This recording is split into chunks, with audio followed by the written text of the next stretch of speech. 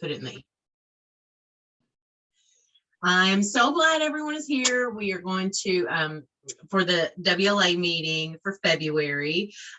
Today, we're going to get to talk with Yvette Hourigan and Coach Colene about loving ourselves right after the, Valentine's holiday. And there's no person in our lives more important than ourselves, and we need to take a minute and take care of us. So I'm going to hand it over to them, and that's it. Thanks, Dana. Thanks, Dana. You're so welcome. Good to see so many people that I love on this box. It's funny, I was telling my husband, I was like, I am not an attorney, but there are so many familiar faces on here that maybe I should have gone to law school. No, I'll just hang out with y'all instead. That's what I'll do. So this is one of my favorite topics to talk about, and that is self-care and mindfulness, and how do we just like get our shit together, right? Like sometimes, I don't know about you all, but there are days that I'm like, what am I doing? Why am I doing this? I just need a nap. And I'm a big fan of the 22-minute nap. That's like part of my regular self-care practice. But today I want to talk a little bit about stress management and self-care holistically.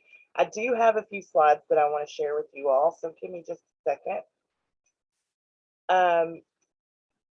And really, I won't do introductions because I think a lot of you all already know me. If you don't, I'm Coach Colene. I like to help people create better work and better lives for themselves. I love Justin Timberlake and Oprah and tea and yoga and my husband, almost in that order, but don't tell him that. I worked in HR for several years. I love to teach workshops. I own a business. I do a lot of fun things, but let's get to the important stuff. Really, one of the most important tools when it comes to loving yourself and self-care is your breath. And I started taking yoga classes about 11 years ago now, and this was like such a transformative tool for me. And that is literally just to breathe. So I want to share this exercise with you pretty quickly on what to do in those moments. And you can do this anywhere when you might feel a little overwhelmed. And that's to breathe in through your nose for 4 counts, hold your breath for 4 counts, and to breathe out for 6 counts. So in through your nose for 4, hold for 4, out for 6. I want to practice it one time with you all so you all know what that feels like. It's going to feel weird because we're doing this virtually, but if we all do it, then we're not going to be weird, okay? We're all just going to do it. So just sit up straight. I want you to, I'll count it out for us. Breathe in through your nose for 4, 3, 2, 1. Hold, 2, 3, 4, out, 2, 3, 4, 5, 6. If you do this 3 times, you will notice that your shoulders start to relax, that your whole body starts to feel energized. And this is just such a quick and simple tool that you can use to help you get more in touch with yourself, and a very, very quick self-care tip. So for the time that I have with you, I want to talk about how to assess your stress. I want to talk about barriers to self-care, and to give you some self-care and stress reduction tools. And I also want to have a little fun. So let's start with something simple. The pop quiz, true or false when it comes to stress. Stress can cause your hair to fall out in clumps. What do you all think, true or false? Just give me a T or an F, or shake your head yes or no. True. Okay, true. Awesome. Stress can cause sudden cardiac death in people with no previous symptoms of heart disease. True or false? Okay, see some of y'all shaking heads. Stress can cause ulcers. True or false? Yep. Just being in the doctor's office can cause some people's blood pressure to rise. True or false? Yeah. Okay. And then chronic stress can gradually raise your bad cholesterol, your blood pressure, your resting heart rate, and your triglyceride levels. True or false? Yeah. Stress can cause memory loss and premature aging. True or false? Yeah. So they're all true, right? And I think sometimes when we think about stress, we think, oh, I can manage that and I can manage that. And how many times have you thought, if I can just get through this week, I'll be okay? And then the next week, you think the exact same thing. If I can just get through this week, then I'll be okay. If I can just get through this week, then I'll be able to relax. If I can just get through. But how many times are you going to do that, right? And allowing yourself to feel that level of stress week after week after week can cause all of those things. Now, the problem is that it's not just work. Like a lot of us think if I didn't have to work, I wouldn't be stressed. But for a lot of us, if you're the go-to person in your group of friends, that's a different level of stress too. Anyone the go-to person that everyone comes to when they need something, they need advice, they need help with something. Yeah. If you're the problem solver in your group or in your family, if you're the unsung volunteer of the year, so you're always giving back to the community, you're always volunteering at a project. Some of you on this call, I'm looking at you because some of y'all, I see you everywhere and I'm like, when are you sleeping? Like literally, when are you sleeping? If you are sometimes overwhelmed and because you're so overwhelmed, you forget to neglect yourself.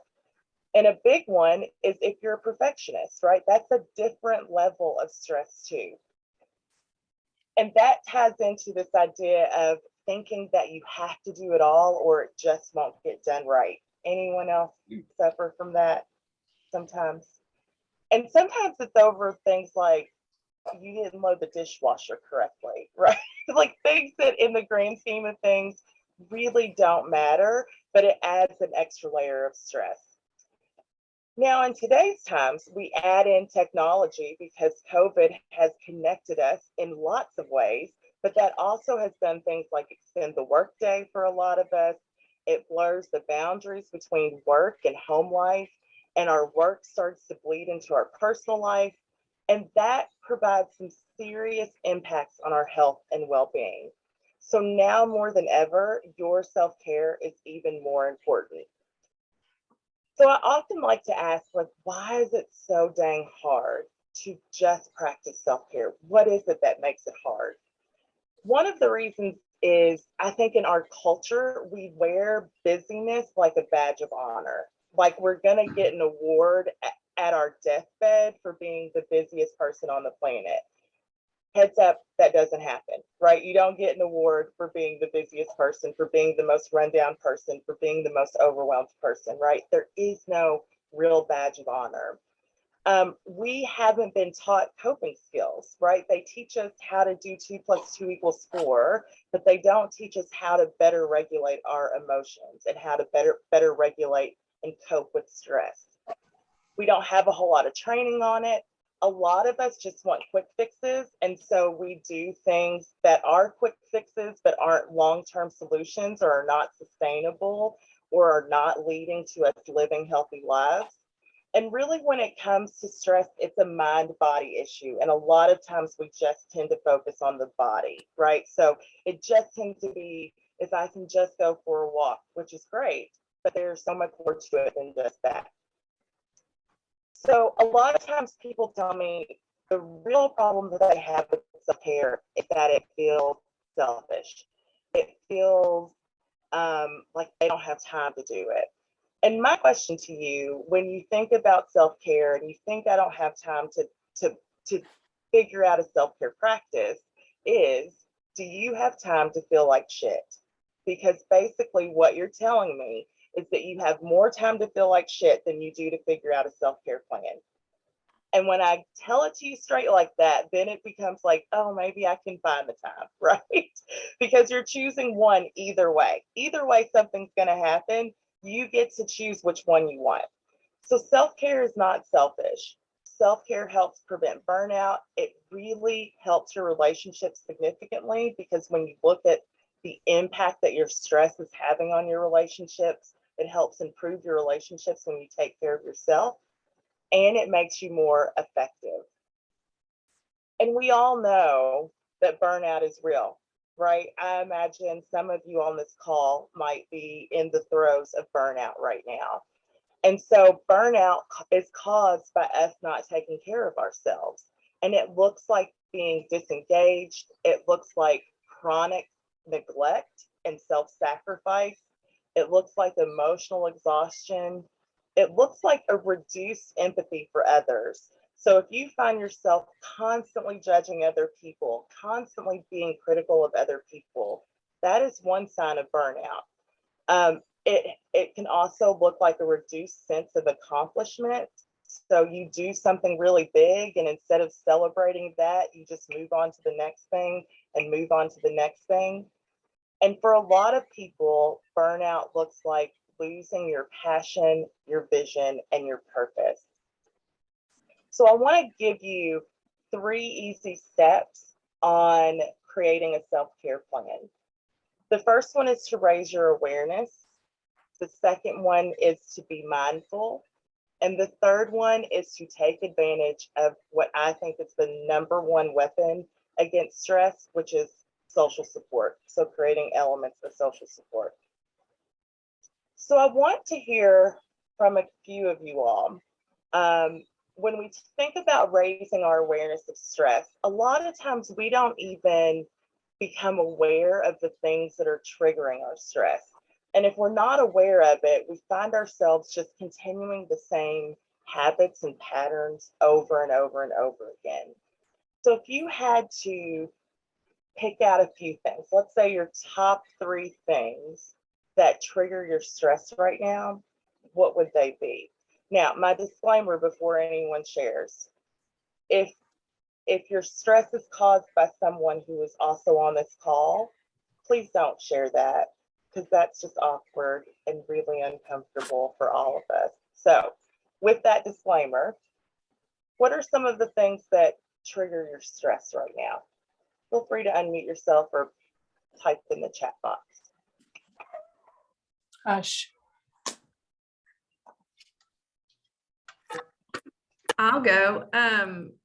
I sometimes struggle with like compartmentalizing or like prioritizing my to-do list. So I look at all the things I have to do and it's like, feels like I'm eating an elephant, you know? It's like, how am I ever going to do all of this instead of just looking at like what needs to be done today or what needs to be done this week?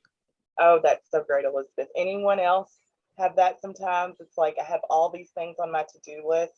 1, where do I start? 2, what actually needs to get done today? And what about the rest of these things? Like, will they ever get done? Yeah, that can feel overwhelming sometimes.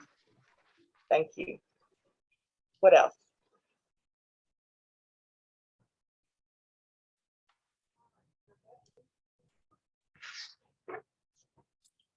My work email on my phone. Okay, your work email on just because you have the access to it. Yes. So I feel like I need to look at it all the time. Is it like your default? You pick up your phone and you just automatically look? Oh, yes. Yeah. Okay. So that quick access. One of the things that I struggle with is turning my brain off. So like if I have something like a deadline or something and I'll go to sleep, like I usually go to bed at like 9 o'clock, but I'll like write entire motions in my sleep. And so I'm not actually sleeping.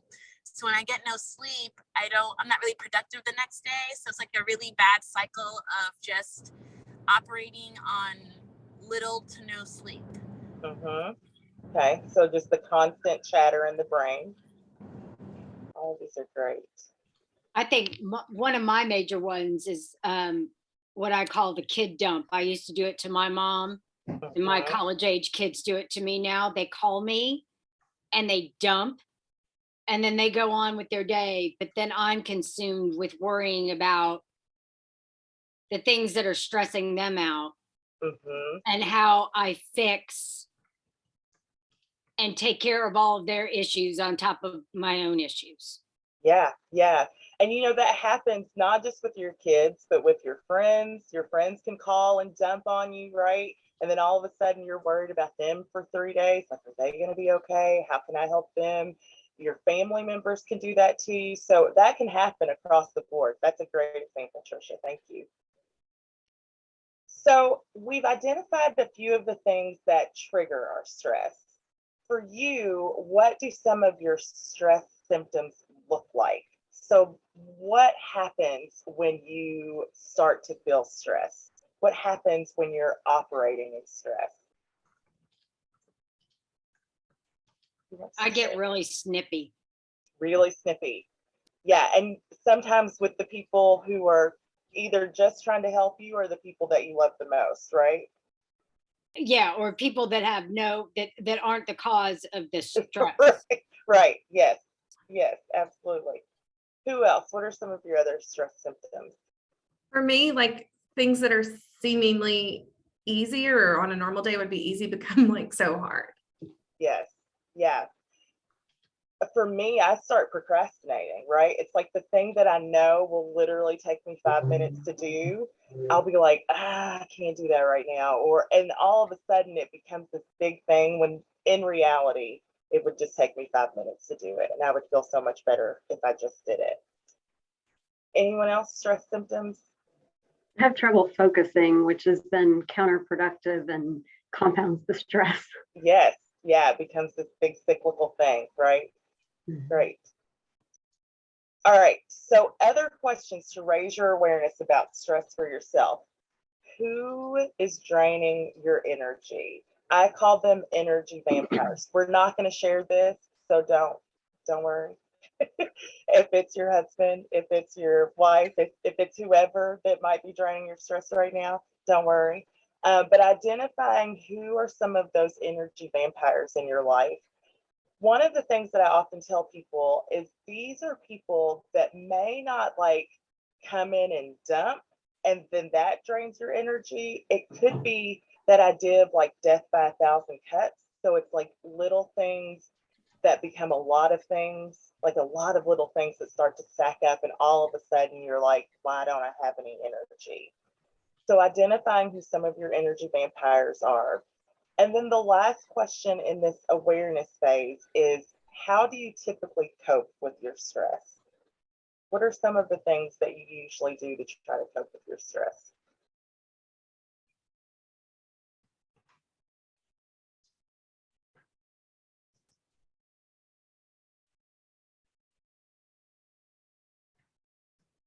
It's okay if it's drink wine. I see like some of y'all are like, I don't want to say drink wine because I know I probably shouldn't say that. It's okay if your coping strategy sometimes is drinking wine. It's okay if my coping strategy is eating ice cream and gummy bears, right? Like that is my go-to coping strategy. How else do you typically cope? Sometimes I just want to sleep. Yeah. I want to escape it. Mm-hmm. Yeah. Sometimes venting helps. Venting, yeah, finding a solid person that you can vent to. So one of the things that I want us to start thinking about is how can we be proactive with stress management instead of reactive with it? Because oftentimes what we're doing is we're waiting until something has happened. We're waiting until all of these stressful things have happened. And then all of a sudden we're trying to heal something instead of prevent something from happening. So I want to share just a few tools with you, and then I'm going to turn it over to Yvette to share some more information. So the first few tools deal with mindfulness. So I'm a big fan of meditation. If you're not familiar with meditation, there are tons of free meditations on YouTube that you can use that are very quick. I love the Headspace app. I think that's one of the ones that I use most often is the Headspace app. Several years ago, I started doing meditations through an Oprah and Deepak Chopra 21-day meditation challenge. And the reason that I really loved this challenge was because every morning it was 20 minutes. And Oprah would come on and talk to you for a few minutes, and then Deepak Chopra would lead you through a meditation. And it gave me this really great 21-day container to say, I really want to try to do this for 21 days. Versus, I think sometimes when you jump into something new like meditation, you feel like, can I do this forever? And if I can't do this forever, then why would I even start? So starting with something like a 5-day challenge or a 21-day challenge, I think is really helpful. Affirmations are another mindfulness tool, and gratitude. So I do want to share, because I think sometimes when people think about meditation, they think more woo-woo than scientific, right? It becomes this like, I don't have 3 hours to sit and meditate. Well, Harvard did a study back in 2011, and it was an 8-week study with people who had no previous meditation experience. And they had them do daily short meditations, just 10 minutes a day. They took scans of the brain pre the study and after the study. And after the 8 weeks, what they found was that the areas of the brain that control self-awareness and joy grew on the scans. And the areas of the brain that control self-doubt and anxiety shrunk. So when I talk about meditation, I think sometimes people think it's just about feeling good, but it actually does change the makeup of your brain and what your brain actually does. Meditation helps lower levels of stress hormones. It helps lower blood pressure. It helps increase your immune system. And it also mitigates depression, anxiety, ADHD, age-related cognitive disorders, and even IBS, which I always am like, if that's something, meditation can help. So that's meditation. The second one are affirmations. Affirmations, I call them little love notes to myself. They are I am statements. It is almost like, what do I most need to hear? If I were my own best friend, what would I need to say? My go-to affirmations are, I'm worthy of good things. I am beautiful inside and out. I am capable of achieving greatness. Those are the ones that I tell myself over and over and over again. I want you to write down one affirmation that you most need to hear right now. I am what? What do you most need to hear? Jot that down for yourself.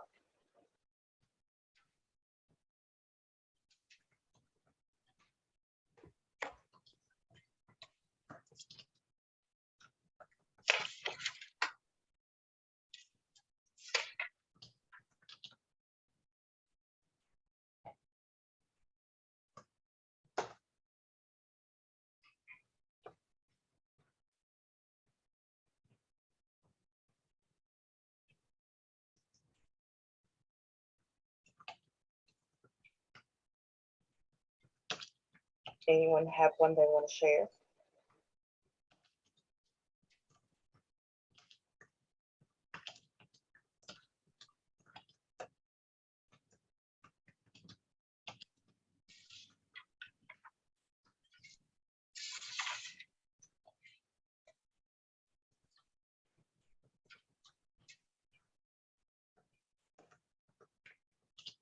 I am capable.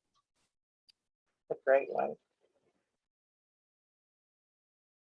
I think these are things that you can just keep tucked away for yourself. And if you're having a moment, you can pull these out and just say them to yourself over and over and over again. And then the last one under this section is gratitude. And years ago, I was watching the Oprah show, and Oprah talked about starting a gratitude journal and keeping a gratitude journal. And I was probably 15 at the time. And I thought, well, let me just try this out and see what happens. And more nights than not, since I was 15, I've kept a gratitude journal. And it's literally, I write down 3 things that I'm thankful for, 3 reasons why. And some days they're like very deep philosophical things. And some days it's like, I'm so thankful for Beyonce. Like, That's what I'm thankful for today, right? Some days it feels like a pull. The thing that I think is most important is I do this in the evening before I go to bed. And I think what it does is it helps wash away whatever didn't work that day, whatever didn't go right that day. It's like it's all replaced by these things that I have to be thankful for. So I would love to hear what's one thing that you're thankful for right now. I don't have one thing that I'm thankful for right now. I probably should have came up with one, but I just wanted to show you, like, y'all probably can't see it, but I have it right here at my desk. It's like little cards that says today I'm grateful for. And I have a little box that I keep on my desk because, you know, there's some days that we have up here that just be rough and you just need to pull one out and read it and remind yourself. So yeah, You should be so grateful for that Waffle House breakfast, Melissa. I was very thankful for that Waffle House breakfast today. I'm trying to get an invite to the Waffle House. I told you, look, I mean, we can have our next meeting there. Let's figure out how we have the next WLA meeting. Yeah. I love that, Melissa. Thank you. Anyone else? Something that you're thankful for today? I'm always grateful for sunshine when we've had a bunch of dark, and I like snowy, dark days or rainy days too, but I'm always happy when the sun's shining. It makes me truly grateful. Yes, me too. Me too. Here's the thing with this gratitude. I don't want you to overthink it. Like, even if you just pick one thing a day that you want to intentionally recognize that you're thankful for, don't overthink it. It doesn't have to be like something big or fancy or beautiful. It can just be like whatever it is for you. Truly, gummy bears make my list pretty regularly. Beyonce makes my list pretty regularly. Like, don't overthink the things that you're grateful for. That's not the point of it. It really is just to remind yourself that you have things to be thankful for, especially on the day when it might be easy to forget that. And then the last piece is social support. There's good old Judge Thurston in the picture. One of the things that I think we can forget sometimes is that the people that we surround ourselves with really do matter. And utilizing that support that we have is so important, right? So having those support systems in place, having people that you care about and that care about you, having people, even if you don't know them well, like reaching out to them, calling them by name, just the act of thanking people for something that they've done for you can really increase like how good you feel inside as well. One of my top tips with the social support is a Post-it note. And I keep a Post-it note in my purse that has a list of 6 people's names on it. And those 6 people are the people whose opinions really matter to me. And the reason for that is I am a recovering people pleaser. And if I don't be intentional about whose opinions really matter to me, everyone's opinions will matter to me. And if everyone's opinions matter to me, I literally can't get anything done. And so I would encourage you to create your own Post-it note. Who are 5 or 6 people whose opinions really matter to you? And keep that in mind when you get feedback, when you get hate on something, when people comment on a post and maybe that's not so nice. Keep that in mind. Okay, I hear you. These are the people who really matter to me. If you're not on that Post-it note, thank you for your feedback.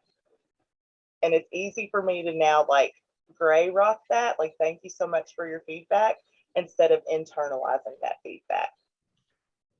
So I want to end with this, and that is, a lot of times we overthink what self-care means, and we overthink the amount of time that we have to spend doing self-care.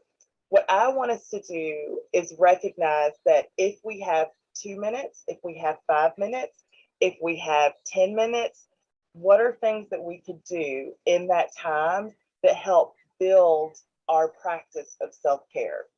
So here's a list of things that you could do if you have 2 minutes. Like in between phone calls, you find yourself with 2 minutes. Here are some things you could do. You could breathe, you could stretch, you could daydream, You could do your own internal stress temperature. You could find something to laugh at. You could doodle. You could acknowledge one of your own accomplishments. You could say no to something. You can compliment yourself. You could look out the window. You could spend time with a pet. You could share a favorite joke. If you have 2 minutes, I want you to identify 2 things that you would do with your 2 minutes.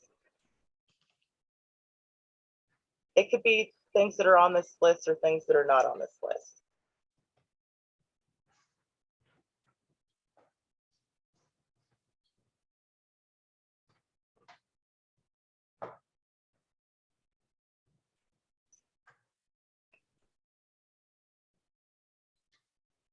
All right. Now let's say you find yourself with 5 minutes. What are some things that you could do with 5 minutes? You could listen to music. You could have a good cry if you need to. You could have a chat with a coworker. You could sing out loud. You could jot down a couple of your dreams. You could step outside for some fresh air. You can enjoy a snack or make a cup of tea or have some coffee, right? If you had 5 minutes, what are 2 things that you would want to do with your 5 minutes of self-care time?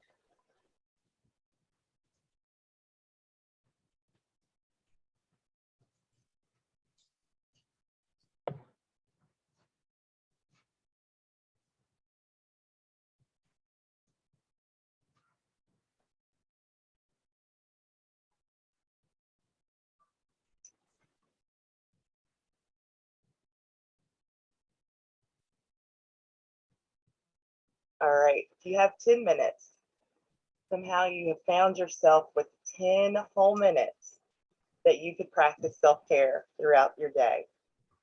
Some things that you could do is you could do a quick evaluation of your day.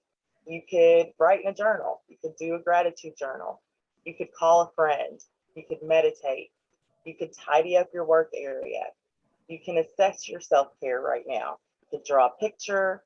You could dance. You could listen to soothing sounds. You could buy things on Amazon. You could read a magazine. I will tell you, when I find myself with 10 minutes, my favorite thing to do is to watch videos of people slipping on ice. For some reason, it cracks me up more than anything else on the planet, especially when they don't fall, but they almost fall. And they like, none of us can do that gracefully. And so if I have 10 minutes, there's one specific video that I will pull up and it just changes my whole day. And so that's what I do when I have 10 minutes. It's like a 7-minute video. And so I do that, and I might make a cup of tea, and then I'm ready to go, right? So what would you do if you had 10 minutes in your day that you could intentionally practice some self-care?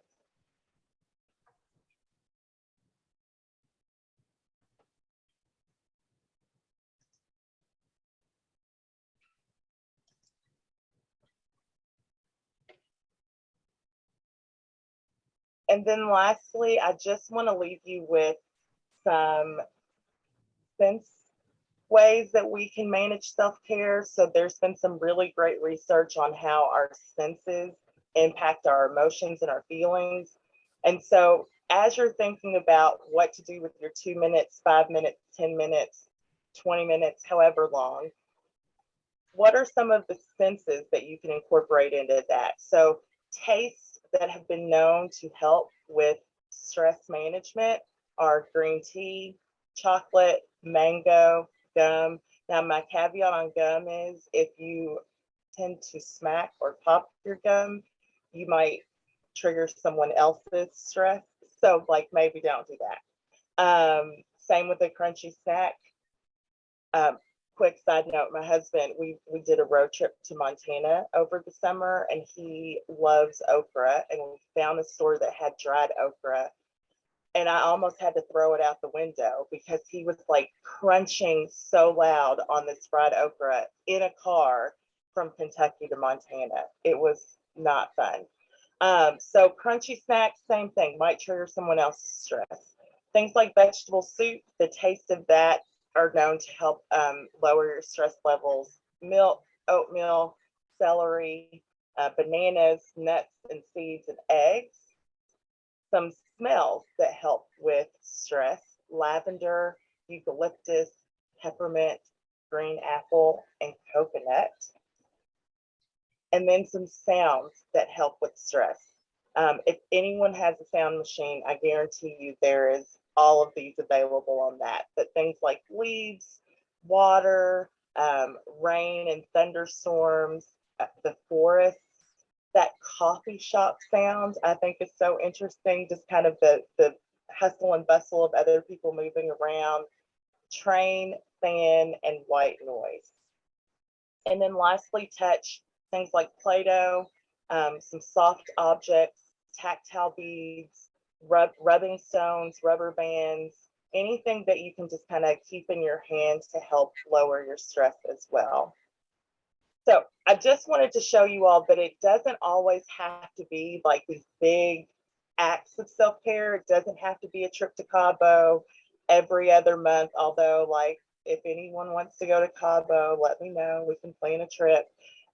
There are things that you can do all day, every day to really help with your stress management and help with your self-care. It just takes you being intentional and being proactive and preventative about it. So I'm gonna stop there and I'm gonna turn it over to Yvette to share some more information.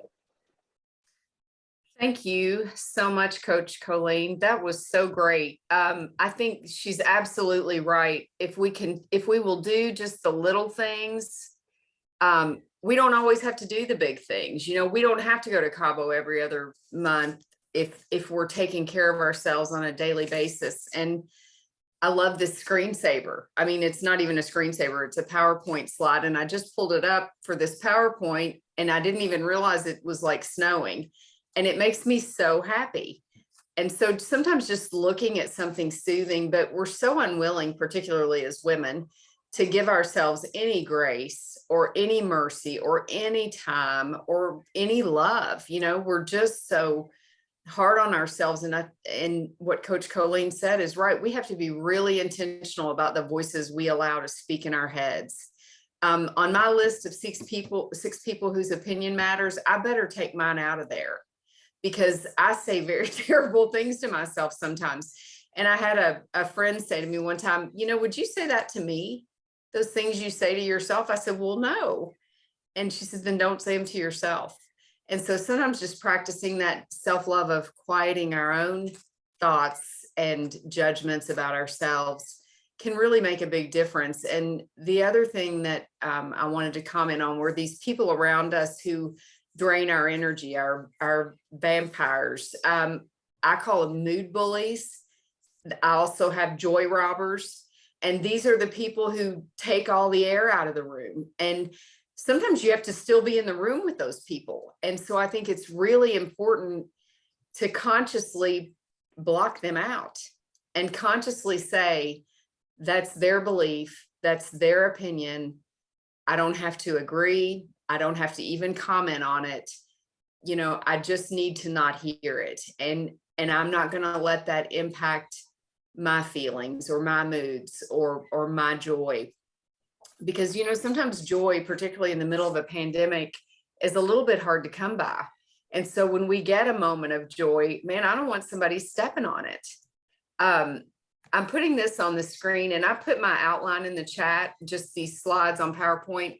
There is a women's legal professionals retreat in Asheville the weekend of March 3rd through the 6th. And this is a bunch of lawyer assistance programs around the Southeast, North Carolina, Tennessee, Kentucky, West Virginia, and it's 10 hours of CLE credit. And there's all sorts of self-care and yoga and meditation and personal empowerment, networking. It's a really neat conference. I can't go because I've got a family thing, but it's going to be really good. And our own Larde Delgado, who's on this call, has a new consulting business called Wealthy, WELLTHI, where she is consulting with probably professional women, because that's who's in her circle, on well-being issues like nutrition and exercise and diet and yoga and Ayurvedic or holistic medicine, self-care. And so she's going to be there we've got her also teaching yoga at the convention this summer. And so, look into doing stuff like this. Sometimes we do have to take a trip, right? Get away from the house, get away from the noise. It's hard to do, but if we'll commit to that, it's super helpful. I'm going to leave out all these statistics. We know the pandemic has made our mental health worse. We're a lot more lonely than we were 2 years ago. Overdose deaths are up 49.5% in Kentucky, almost 60% in Fayette County, 29% nationally, because there's so much loneliness and anxiety and people don't have good coping skills. Hopefully we're coming out of it. Hopefully we can all sort of normalize whatever that means. It's interesting because I've seen people in group settings. I noticed there's a little bit of awkwardness because we're all trying to learn to re-socialize on a normal scale because we haven't faced that for a while. I want to talk about what I think is probably one of the most important things that we can do, and that's sleep. This guy, Matthew Walker, Dr. Walker, has written this book called Why We Sleep, and I've been reading it. I'm not all the way through it. But one of the questions, and we're terrible, women are awful. We deny ourselves sleep. I mean, and like Coach Colene said, it's almost like a badge of honor. I only got 2 hours of sleep. Oh, well, I worked on that brief until 4 a.m. And then I, made lunches for my kids and did aerobics and, I slept for 11 minutes. And that's part of our profession. But one of the points that he made that I think is so interesting is why in the world do we continue to need to sleep? Why did that survive the evolutionary process? Because it puts us at our very most vulnerable. It puts us at complete risk for being killed by wild animals or raped and pillaged. Why did sleep survive the evolutionary process? And he said, because it's critical to the regeneration of our bodies, both physically, emotionally, mentally. And he just talks about how critical it is to get good sleep. And I mean, it almost scared me. It was one of those things that I was reading. I'm like, oh my gosh, like when he said you can't make up sleep. I mean, I've made up sleep every weekend of my life, or I tried to, through my 20s, 30s, and 40s. But I want to just go through these quick sleep strategies because I do think if you take away something from me today, think about, reading this book or listening to it on Audible and trying to incorporate some of these things into your sleep. We all wake up in the middle of the night worried about a deadline or a phone call or a motion for summary judgment or a client who's mad or a hearing we've got, or our kids, certainly in our family, but our work stressors wake us up at night. And so here are the things that you can do just to get maybe better sleep. Stick to a sleep schedule, go to bed and wake up at the same time each day. That's kind of critical. Sleep in a dark, cool, gadget-free bedroom. I think you're supposed to turn off your cell phones 2 or 3 hours before you want to go to sleep. If you use Kindle, the paper whites are not as hard on, they don't keep you awake like maybe a Fire or one of the other readers. Let's see, take a hot bath to relax and drop your body temperature. Avoid alcohol, caffeine, nicotine. Now this says avoid them all the time, but after 2 o'clock, you shouldn't be drinking caffeine. Alcohol, I think, is 3 or 4 hours before you go to bed. Alcohol really disrupted my sleep. Of course, I drank very large amounts of it as a person in recovery. I can say that now, but it's still very, very hard on your sleep. So try to keep it a few hours before you're going to try to go to sleep. Avoid medications that interfere with sleep. If you have to take medications that maybe make you jittery, take them in the morning. Sleeping pills are awful for you. Do everything you can to avoid them. Try to exercise no later than 2 or 3 hours before bedtime. Late at night, don't eat great big meals and drink too much, which are obviously going to wake you up. Naps are a great idea if you can do 20-minute naps, but not much longer than that. The 22-minute nap is ideal, but don't do them after 3 o'clock. They make it harder to fall asleep.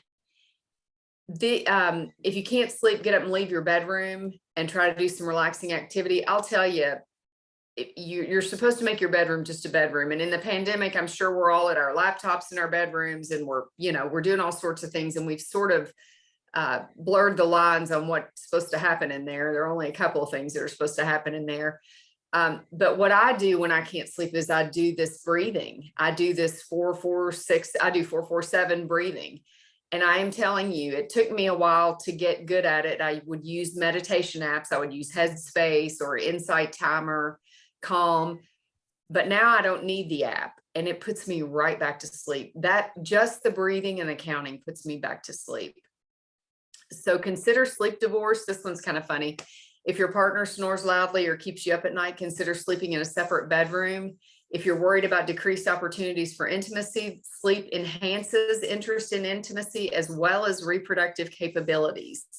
So again, only a couple things you need to be doing in the bedroom, and you're going to be better at one of them if you do the other one well. And I want to talk about resilience, because this really is how we keep ourselves going and how we keep positive and how we keep healthy. You know, stress does make you so sick. I have a friend who has a friend whose mother just had a stroke, and the doctor said, this is not even a stroke, it's stress induced. And she was in the hospital and it had all the symptoms of a stroke, but it was because of some stress that she was undergoing with a family member. So, I mean, it can hurt us so much physically. First of all, don't blame yourself for everything. A, you're not that powerful. So it's just not true. And B, you can't control everything and you can't fix it. Sometimes you can, you know, when we're writing down our mantras, mine is always, I am doing my best. I am doing my best. You know, some days that's not great. Some days it's more than enough, but I really am always trying to do my best. And I know that you guys are too. I know who you are. I know you all personally. You are doing your best just about every single day, every minute of every day. Second one, reach out. We already talked about that, how important it is to have supportive people. And don't just text. Sometimes you need a voice, you know, make a phone call, have coffee now. We can do that now. Accept help. When you feel overwhelmed, ask for help. That's awfully hard for us. We're not trained to ask for help. We're trained to be the helpers. And so it's tough, but if you can practice it with somebody you trust and say, you know, can you just hear me out on this problem? Maybe getting help will get easier for you. Make peace with the past. This is about forgiveness. We've all had some sort of trauma in our lives. Some of us have had little t trauma and some of us have had capital T trauma. But there are people and places and things in our lives that for many of us, it continues to haunt us. And maybe we stay angry or resentful, but forgiveness, there were some studies done on forgiveness. And honestly, it's so much more beneficial for the person mentally and emotionally who's giving forgiveness than the person receiving it. You know, and we laughingly talk about people taking up space in our head rent free. The truth is they're probably not thinking about us, but we let them, because we lack the ability to forgive them. It continues to haunt us and cause us problems. And, you know, if you need some therapy, get a little therapy, whether it's a group therapy or telehealth. You know, it's so much easier now. Make sure you're doing those things. Sleep again, get moving. Sometimes moving can just be doing an online yoga class, you know, if you have 15 minutes, or dancing around the living room, you know, to some videos or something, but make sure your body moves, and then accept change. And I think that's one's so important. You know, I have gone through so much change in the last 2 years, and I was so mad about most of it. But the truth is, it was going to happen. It was inevitable, and I couldn't predict it, but I do have to deal with it. And if I want to be happy, I have to accept it. You know, acceptance is the key. And one of the things that Colene talked about people pleasing, that keeps us so sick. If you're an adult child of an alcoholic, or if you have someone in your family who has a substance use disorder, look into Al-Anon or Codependence Anonymous. Those sorts of helpers, you can do those online. It is really hard to deal with those types of people without some tools. And we're not necessarily built with those tools instinctively. So to get a little help on those things is really, really helpful for you. I put this in the chat also. This is just the coronavirus anxiety workbook. It is not for coronavirus only. This is a great workbook. Some of the tools are practical wisdom for tolerating uncertainty, starting a daily breathing practice, And this is done by some homeless council, I think is who did this, but it's really, really excellent. You can download it, it's PDF, it's free. The second one is What About You? A workbook for those who work with others. One thing we dismiss as lawyers is that we are almost first responders in that we deal with trauma, especially our judges and our DNA judges and our DNA lawyers who are doing dependency, neglect, and abuse cases, or, we hear so much trauma and we process that, but we're really not trained to process it. In law school, there's not a class about processing a difficult client or a client in the middle of a tragedy or who's in the middle of crisis. And we're not particularly well equipped to do that. So we can work on healing our own secondary trauma, vicarious trauma. And this workbook is great. And it also, no, this is the homeless one. The other one was some other nonprofit group that did it, but these are both really, really good sources to look at some of these resources. This one is grief, processing grief. And I talk about grief a lot lately, partially because I had my own experience with grief. I lost my mother. And secondly, because everybody I've listened to, the professionals, talk about the grief that we've all suffered during the pandemic. We've all had a loss, whether it's a loss of normalcy, a loss of close relationships because we can't see our family members, or we couldn't for so long, or we couldn't be with our friends, or we couldn't be at our workplace, which is where a lot of us get our social interaction, couldn't be at church if that's where we got our social interaction. So I talk a lot about grief because I think we have to acknowledge it. And grief is not linear. There are not 5 stages of grief that go in a line. Even the lady or the person that wrote that book said, I didn't intend for it to be a linear exercise. Grief pops up when you least expect it. You're not sad at times you think you're going to be. And then it's real inappropriate at other times you get sad. So it's really important just to acknowledge it and talk about it and think about it. And if you have lost a loved one during the pandemic and maybe you haven't properly grieved that, Bluegrass Care Navigators does grief counseling for free. And I did that. And it was super, super helpful. We did it on Zoom. But seek help for that, seek help to talk about the things that have caused you pain. And then this is just 10 things to do, which I've already talked about all of them. And Coach Colene talked about some of them. I've talked to some of them and she's talked about some of them, about taking a break and asking for help and being mindful. And one that's on here is give back. One thing that I have been trained to do is to spend time on others, especially when things are really bad in my life. And it's not avoidance, it's just redirection. When I'm going through something stressful and I'm spending too much time thinking about myself, if I can shift that and start thinking about someone else, maybe put clothes together for a donation or call the Hope Center and see if I can serve. Those things really make my problems right-sized. And they give me some balance and allow me to be more mindful of what really are my problems, and they're pretty high quality, frankly. Most days I understand that my problems are pretty high quality problems, and I'm really grateful for that. And I do think a gratitude journal is a lovely thing to do. I use an app called Presently, and it sends me a message every night at 9 o'clock, and it says, what are you grateful for today? And I put it in my phone and I go back through and I read it. And the very last thing I'll say, and I'll say it quick, is we just did 4 self-care sessions. KeyLab did with Dr. Heather Risk, who is a fantastic psychologist here in Lexington and happens to be Courtney's sister. Hi, Courtney. And we talked about things like trauma and managing negative emotions, and they were free. Please sign up for those. We're going to do them again. We're going to do some different topics. We try to do them during the lunch hour, and they have been fantastic. They've been really well received, and they're a wonderful thing. So I'm really happy to be with you guys. Take care of yourself. Y'all work so hard. I love you guys. So thanks. Awesome. That was great, guys. Like, I have so many new apps that I need to download. Also, I wanted to interject that the Bar Association also has access for our members for 5 free hour-long sessions a year with a local therapist. and it's called the Attorney Wellness Program. All the information about it is on our website. You can go there. All I get is a bill, like this many people came this month. So it's completely confidential.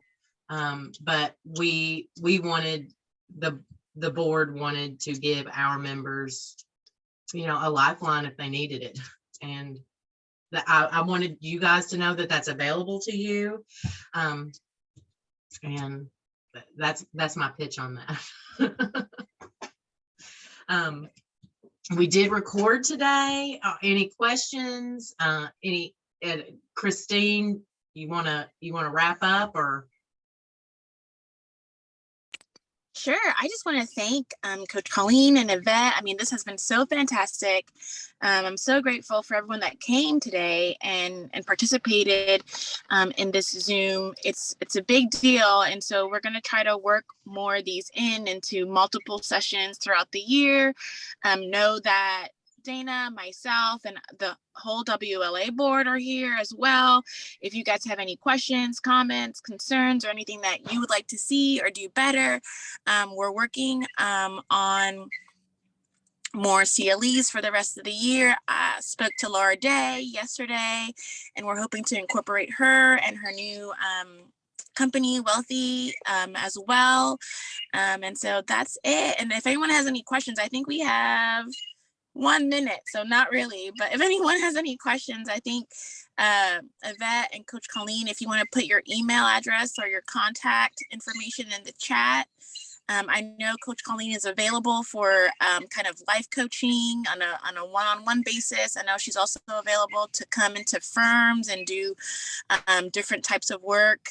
And then I know Yvette is also available for anything P-Lab, wellness, and anything like that. So we're all here for each other. And if you need anything from me, I'll usually be in the car, but I can talk, whatever, whatever you need. I don't sleep, which is something I have to work on, but you can call me at midnight too. It's fine.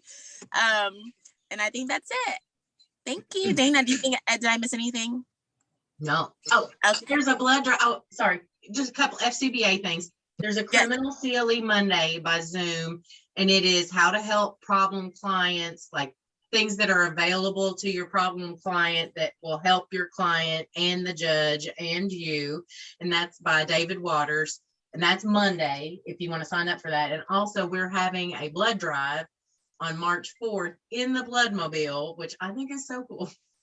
I've never given blood in a Bloodmobile. I'm going to do it just, well, because I do it, but like, I think it's pretty really cool. The Bloodmobile is pretty cool. Yeah, like, and the sheriff is letting us park it in her parking spots besides the circuit courthouse. So it's like right on Main Street. It's going to be awesome. All the cool kids are going. So I would invite you to donate some blood. That's all my announcements I have. All right. Well, thank you, everyone. Have a good day. Thank Go outside. you. It's so nice. Thank you, guys. See ya. Everybody.